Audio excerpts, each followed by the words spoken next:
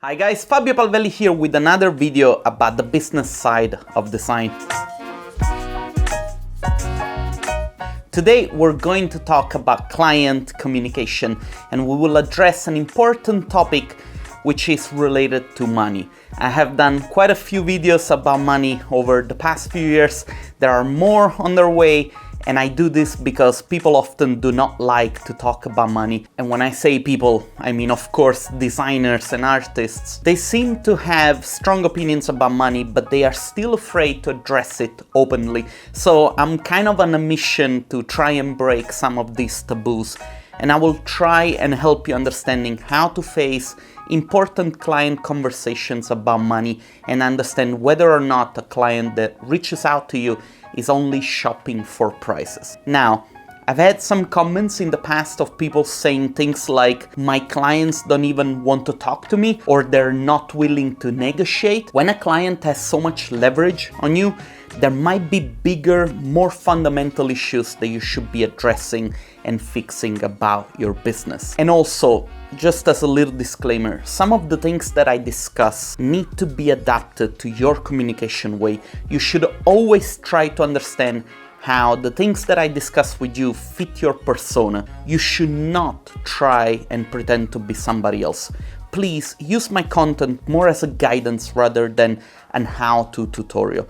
My job here is not to tell you how to do things. My job is to make you think and hopefully inspire you positively to act in a different way. So let's get started. New clients that come to you unsolicited, so you can imagine with an RFP kind of email, always try to follow up over the phone. If they're not willing to talk to you over the phone, they might not be interested in your services specifically. They might just be looking for price comparisons. That is okay. Do not let this discourage you. You have different ways to approach such situations. I would recommend that you address money early in these cases. Ask your clients about their budget. If they do not want to give out their budgets, then try to talk ballpark. There is a book from Blair Enns called Pricing Creativity. Blair recommends in this book to ask your potential client a very simple question that goes something like this. Usually for this type of project, our fee is around this much. Is this something that you're comfortable with? You might have also heard Chris Do using the same example. The reason is that this phrase works. I have applied it with my own clients in a slightly different, modified way, but it does work. And in any case, even if it did not work, it's still useful for you to sense your client response to your prices, and then it becomes easier for you to optimize your prices accordingly. Important is that you do this before you get too deep into the conversation with this type of client. Now, when you get to the point of having to present your proposal, another thing that you can do, you can use price bracketing, which means basically presenting 3 or more options with 3 or more different price categories for, say, 3 or more different types of services. If you're not sure what I mean, think of when you buy an Apple iPhone.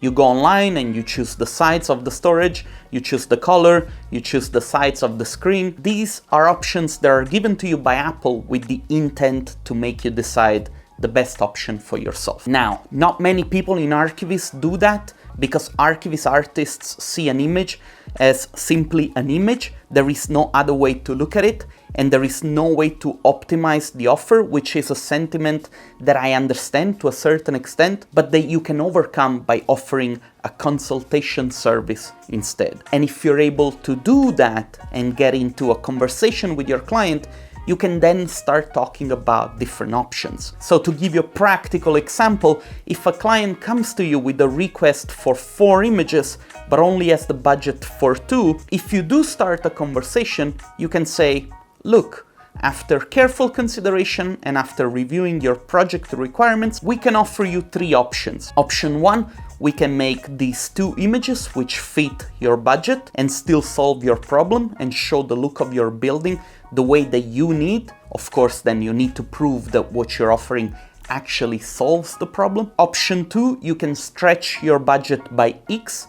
We can make the additional 2 images that you're asking for. Option 3, if instead you're able to find more funds we can make 6 images in total and offer you a better visual design for your building, which we consider being the optimal solution. Given the 3 options, 𝘀𝗶𝗹𝗹 says that the client will be more likely to fall onto the middle option, which should be the option that you optimize, of course, for your client, but also for your business. But little disclaimer, for you to get there, you need to care about your client project more than your client does.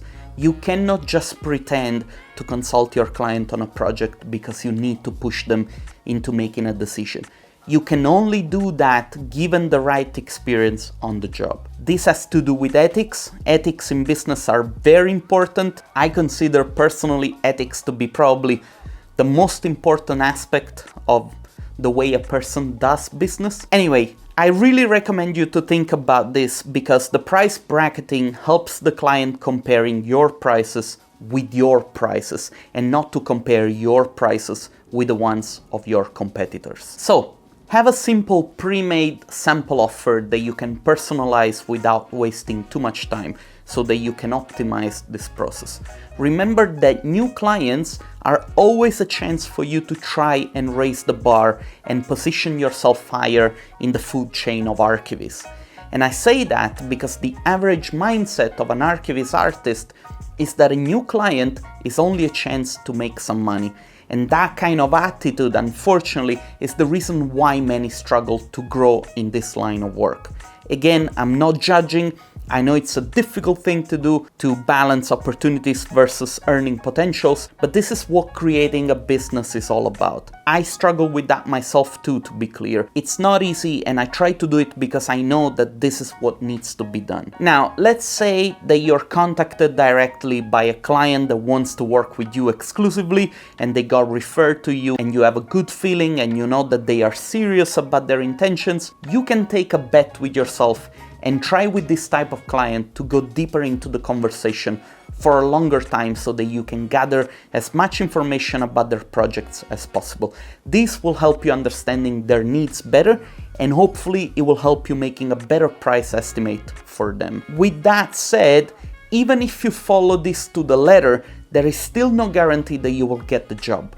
But the more you force yourself to communicate with your clients, the better you will get at talking to them. And as a consequence, the more you will understand what works and what doesn't.